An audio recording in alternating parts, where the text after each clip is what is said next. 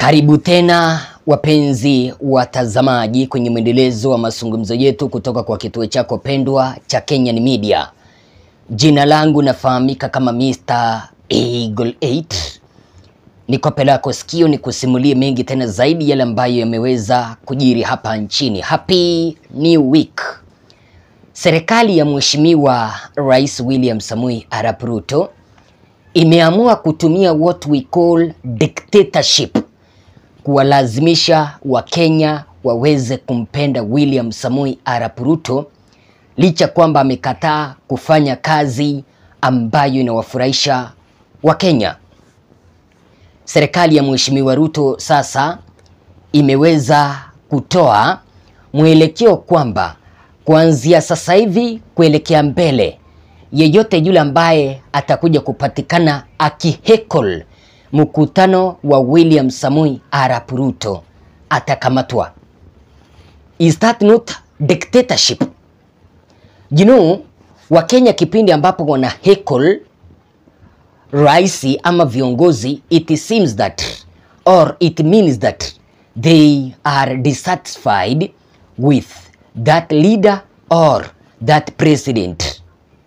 Hawajaweza kuridhika na jinsi ambavyo wanafanya mambo katika serikali yao. Na haya ya kuweza kuamuru kwamba kuanzia sasa hivi kuelekea mbele wale ambao watakuja kuheckle mikutano ya Rais William Ruto watakamatwa, yanakuja baada ya mikutano miwili ya Bwana Ruto upande wa Rift Valley kuweza kupigiwa kelele, upande wa Kericho pamoja na upande wa Bomet, mahala ambapo Hecklers waliweza kudisrupt mikutano ya Rais William Samoei Arap Ruto. It is reported that the Hecklers came out in large number to express their dissatisfactions with the national and the county government.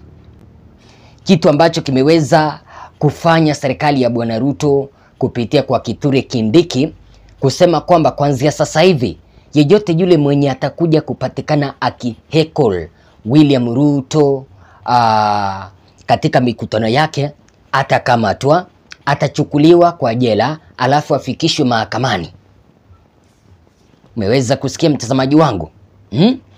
Kipindi ambapo bwana huyu anaitwa waziri wa usalama wa ndani Kithure Kindiki alikuwa kwenye mikutano na county security team kutoka upande wa Kericho pamoja na Bomet siku ya Jumatatu tarehe 18 mwezi wa 3 mwaka 2024, aliweza kusema kwamba mikutano ya rais kuanzia sasa hivi inafaa kukuwa respected.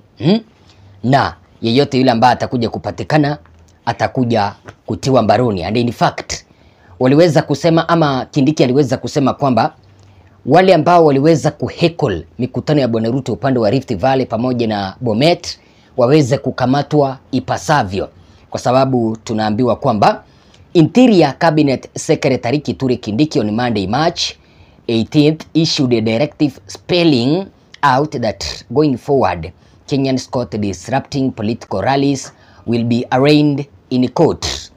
This followed two incidents over the weekend where hecklers disrupted RUTO'S rallies in Bomet and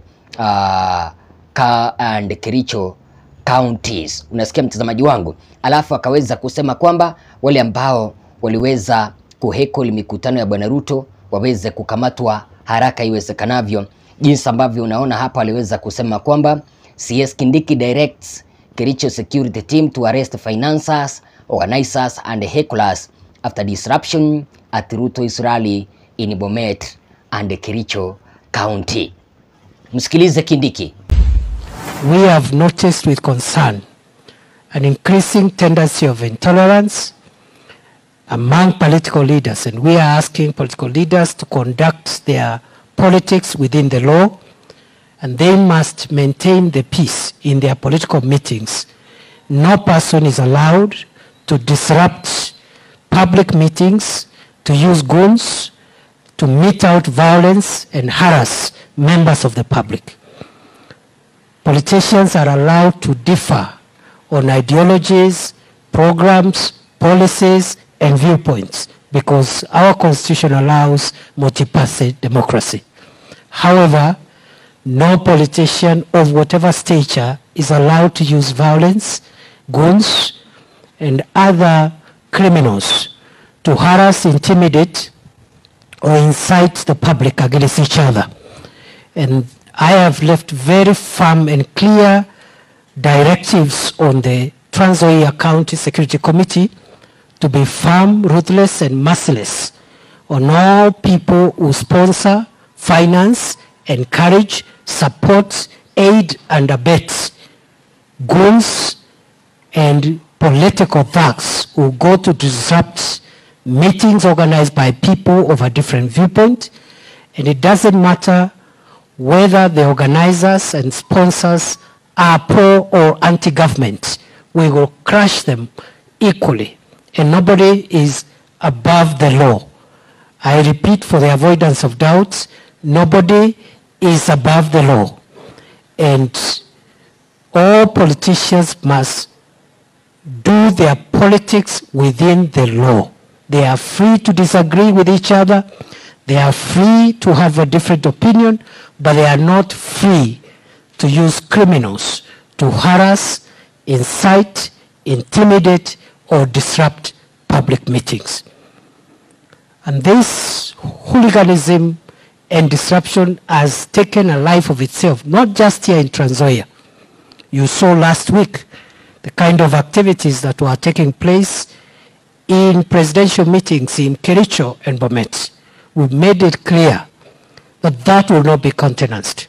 So we are not, as we are not part of the political discussions, our work is to secure the nation and make sure that everybody follows the law, and people who transact their political businesses, economic businesses, do so peacefully. Nina imani kwamba umeweza kumsikiliza Kindiki. Nina mengi ambayo ninapaswa kuweza kukumegea na kukuelezea kwa undani. Kile ambacho nakuomba, kama wewe ni mgeni hapa, chukua sekunde yako 1, 2, 3 ukapige subscription, ulike video, bonyeze kengele, alafu tuweze kusonga mbele kwa utaratibu. Vile vile mpenzi mtazamaji, tunaendelea na mchakato wa kuweza kuhakikisha kwamba tunamjengea Mama Monica kanyumba. Mama Monica ni single mother, mtu ambaye ni mgonjwa, yuko na watoto 4. Akaweza kutuita sisi kama kituo cha Kenyan Media tuweze kumsikiliza, alafu tuulize mashabiki zetu iwapo wata contribute 50, 100, 200 ili tuweze kumjengea nyumba. As we speak, tuko na pesa kidogo ambazo tumeweza kusanya. Tafadhali msikilize.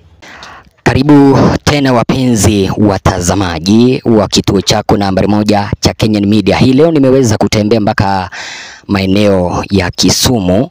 Kuna mama ambaye mnamuona hapa anahitaji usaidizi, na nikaona ni vizuri kwa sababu alikwisha nielezea kesi yake.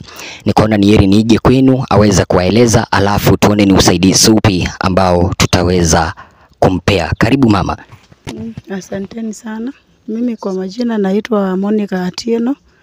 Nimekuwa hapa Kisumu kwa muda mrefu sana, lakini kwa usahihi nataka usaidizi wenyu. Nimekuwa makabisa.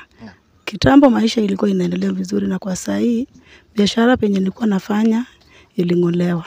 Kwa condition niko nayo, niko mgonjwa na niko na watoto 4. Na siwezi endelea za kila kitu, nimesimama hapa. Sina hata nyumba, sina vile naweza lipa school fees, sina vile wanaweza enda hata shule vizuri. Wapate hata chakula ya kila siku, juu biashara yangu ndio ilikuwa kila kitu kwangu. Tafadhali kama mnaweza mnisaidia, nitashukuru sana. Nipate hata nyumba, mahali pa kulala. Ndio muhimu sana. Juu hii area yetu kukinyesha, hata hii nyumba yangu vile unaiona inaweza teremka hata na maji usiku kama tunalala. Nadhani kwamba mpenzi mtazamaji umekwisha msikiliza huyu mama jinsi ambavyo ameweza kueleza. Jinsi ambavyo naangalia hii nyumba ni nyumba ya hii ni gunia. Na hii ni gunia. Na nielewa mpenzi mtazamaji. Kwa hivyo ingekuwa ni vizuri kabisa ikiwa umeweza kuguzwa na kesi ya huyu mama, kama kuna kitu kidogo unaweza ukatuma ili tuweze kuhakikisha kwamba tunamjengea nyumba tu kidogo hivi, angalau mahala ambapo anajisitiri na familia yake. Tumeweza kuambiwa kwamba ni single mother pamoja na kuna watoto 4.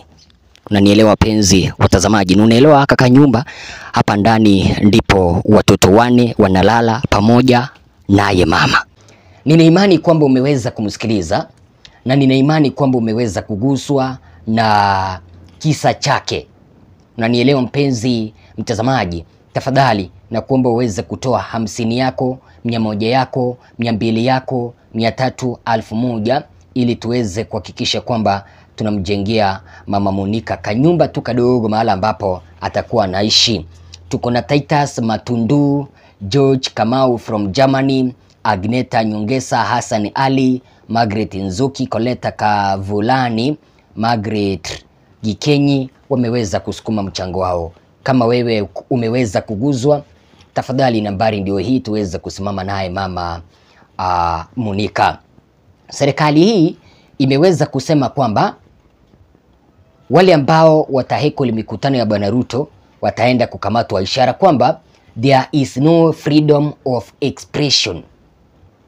Wameweza kukata ile freedom ya expression, kwa sababu kipindi ambapo wananchi wana hekoli mikutano ya rais ama ya kiongozi yoyote, ni ishara kwamba they are dissatisfied with that regime, with the way the regime is governing Kenyans. Kitu ambacho wameweza kusahau kwamba, mpenzi mtazamaji, heshima hailazimishwi hailazimishi kutoka kwa watu. You can't force people to respect you. People will respect you if you do what they like. But if you do what they dislike, they will disrespect you. The way Bwana Ruto anazidi kuwanyonya wa Kenya na kuweza kuwatesa, anataka yani analazimisha aweze kukuwa respected. Kama anataka kukuwa respected na wananchi, afanye jinsi ambavyo wa Kenya wanataka. Lakini ni kitu gani ambacho kinafanya wa Kenya wana disrupt mikutano ya Bwana William Samoei Ruto? Ni kitu gani ambacho kinafanya wa Kenya wana heckle William Samoei Ruto? Kitu cha kwanza ambacho kinafanya wa Kenya wana heckle William Samoei Ruto, it's because Kenyans are dissatisfied with RUTO'S policies. Wakenya wamechoshwa kabisa na sheria za Mheshimiwa Ruto. Hawajaweza kupendezwa kabisa na sheria za Mheshimiwa Ruto. Like now, tuachane na mambo mengi. Like now, mpenzi mtazamaji, serikali ya Mheshimiwa Ruto imeweza kuleta sheria mahala ambapo wataanza kuwatoza wa Kenya tax ya kununua mkate. Unaona mkate ambao maybe unanunua unachukulia mtoto wako shuleni. Unaona mkate ambao unanunulia mtoto wako aweze kuenda kukula kule nyumbani. Serikali imeweza kuonyesha nia ya kuweza kutoa tax huo mkate. Pamoja na serikali imeweza kusema kwamba from now henceforth they are going to tax milk, yani maziwa, kumaanisha maziwa yataenda kupanda bei. Kenyans are against that. Kenyans are against RUTO'S punitive policies. Like now, jinsi ambavyo unaona hapo gazeti la Daily Nation likasema kwamba new plan to tax bread and milk. Do you think Kenyans will be satisfied by this? Kitu ambacho kinafanya wa Kenya wana heckle William Samoei Ruto. Kenyans are dissatisfied with William Samoei Ruto's policies. Angalia juzi waliweza kuleta tax ya avocado. Ukiuza parachichi yako, tax unatozwa. Sasa unataka mama mboga, vijana wa bodaboda waweze kufurahishwa kipindi ambapo umeweza kuwaletea tax ya avocado. Automatically they will hate you, and that hating will lead to heckling. So Kenyans are dissatisfied with William Samoei Ruto's policies. Reason number 2, it's because of RUTO'S unfulfilled campaign promises. Wakenya wameweza kukua na subira miaka miwili baadaye tangia William Ruto alipoweza kuingia mamlakani, hajaweza kuonyesha dalili kwamba zile ahadi ambazo aliweza kuwapea Wakenya kipindi cha kampeni ataweza kuzitimiza. William Ruto hajaweza kuonyesha dalili kabisa. Aliweza kuambia kwamba nikiingia tu mamlakani hivi uchumi nitauteremsha. William Ruto aliweza kuingia mamlakani akiwa nasingizia kwamba Uhuru Kenyatta aliweza kupandisha uchumi katika taifa la Kenya. Uhuru Kenyatta aliweza kupandisha unga. Uhuru Kenyatta aliweza kuharibu dola. Uhuru Kenyatta aliweza kuharibu bei ya mafuta. Uhuru Kenyatta left fuel prices at 150. As we speak now, it's 200. Unataka Wakenya waweze kufurahishwa na serikali hii kipindi ambapo wamefeli kutimiza zile ahadi za kampeni. William Ruto promised Kenyans heaven. He has delivered them to hell. Because of unfulfilled campaign promises, automatically that one will lead to heckling. Na wameweza kuamua kwamba yeyote yule atakuja kupatikana kwamba akihekoli mikutano ya Bwana Ruto atakamatwa. Reason number 3 ambayo inafanya wananchi wanampigia William Samoei Arap Ruto kelele, it's because Ruto's regime of Kenya Kwanza, it's relaunching all the projects and branding them as Kenya Kwanza's new project. Hapa nchini magazeti yamekuwa yakimwangazia William Ruto kwamba tangia alipoweza kuingia mamlakani hakuna mradi wowote ambao ameweza kuleta, isipokuwa tu kuweza kurelaunch miradi ambayo iliweza kufanywa na Mheshimiwa Uhuru Kenyatta. Some of the projects upande wa Mlima Kenya, upande wa Nyanza, upande wa Rift Valley, they were started by Uhuru regime. Regime ambayo William Ruto amekuwa akikashifu, akisema eti kwamba waliweza kupora pesa za mwananchi. Licha kwamba zile project zilikuwa launched with some CS, some MPs, William Ruto is now relaunching them and branding kwamba yeye ndiye ameweza kurelaunch. Wananchi wameweza kugadhabishwa kutokana na kwamba serikali hii haina kabisa, haina what we call agenda ambayo itaweza kuwasaidia. Haijaweza kuwaletea project ambazo zitaweza kuwasaidia, na kutokana na hilo wanaamua kuheckle. And finally, it's because of high rate of unemployment. Vijana wengi hapa nchini hawana kazi. Hawana kazi automatically. Kijana ameweza kusomea mambo na udokta, ameweza kusomea mambo na nursing, ameweza kusomea mambo na teaching. Unamwambia kwamba hizo pepa zako za university weka chini tukutafutie kazi ya mjengo. Weka chini tukuchukue upande wa Saudi Arabia tuweze kufumbua mitaro, kuchimbua mitaro. Don't you think you are killing the education sector in Kenya? William Ruto haoni kabisa anaua education sector hapa nchini, kwa sababu hata wanafunzi ambao wako shuleni wanasema kwamba hata hakuna haja tusome, kwa sababu tunasoma, tunaenda university, tunamaliza university tunaambiwa kwamba wekeni certificate chini muende kufanya mjengo. Kipindi ambapo watoto wa maraisi, watoto wa wabunge wanatafutiwa kazi katika rubaa za kimataifa, kazi nzuri kwenye serikali. Kenyans are dissatisfied with the high rate of unemployment. Hiyo ndio inafanya Wakenya kuweza kuheckle mikutano ya Bwana Ruto, na wala sio haya mambo ambayo wanazidi kusema kwamba sijui hii mikutano ya kupigia mikutano ya Bwana Ruto kelele iko ama imeweza kupangwa. Wale ambao wameweza kupangwa wanafaa kupatikana, wafanye nini? Wakamatwa, wafikishwe mahakamani. Let me ask you Maina, wakifika mahakamani wataenda kufunguliwa mashtaka yapi? Walifanya nini? Hilo ndilo swali ambalo unauliza. Wakenya wameweza kutoa maoni yao kabisa baada ya serikali kuweza kusema kwamba going forward wataenda kuwakamata wale ambao wanaheckle mikutano ya Bwana Ruto, pamoja na kuweza kutoa directive wale ambao waliweza kuheckle mikutano ya Bwana Ruto upande wa Kericho pamoja na upande wa Bomet waweze kukamatwa. Mkenya kama vile Richard Ndungu akaweza kusema kwamba people should show how hurting the government is. Exactly. People should be given their freedom of expression. Waweze kuonyesha jinsi ambavyo utawala huu umeweza kuwa oppress. Uwezi ukawafinya Wakenya kwa kuweza kuwaletea tax. Uwezi ukawafinya Wakenya kwa kuweza kuwafanya wanapoteza ajira, alafu utake waweza kuweza kuwapigia makofi kipindi ambapo mnaendelea kuwaambia fake promises. Aya, Moha Musafi akasema kwamba people should be allowed to express themselves we cannot agree with everything the president is saying. Yes, hauwezi ukakubaliana mpaka na ukora ambao president anasema. If I would be the president, I would have listened to the voice of mwananchi first.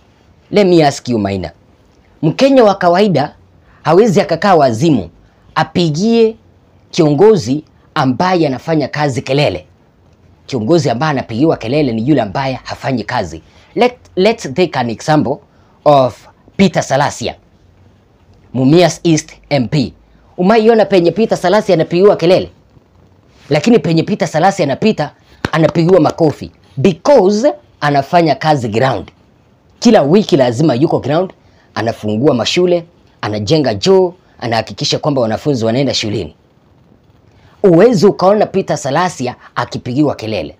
Mtu mwenye anapigiwa kelele ni yule mwenye aliweza kupromise wa Kenya heaven, lakini sasa hivi ameweza kuwateremsha kuelekea hell. What is your take baada ya serikali kuweza kusema kwamba wale ambao waliweza kuheckle mikutano ya Bwana Ruto upande wa Kericho pamoja na Bomet wakamatwe? Pili, wale ambao watakuja kuheckle mikutano ya Bwana Ruto kuelekea mbele wakamatwe. Is this not dictatorship? Sema nasi na rejea na mingi tena zaidi.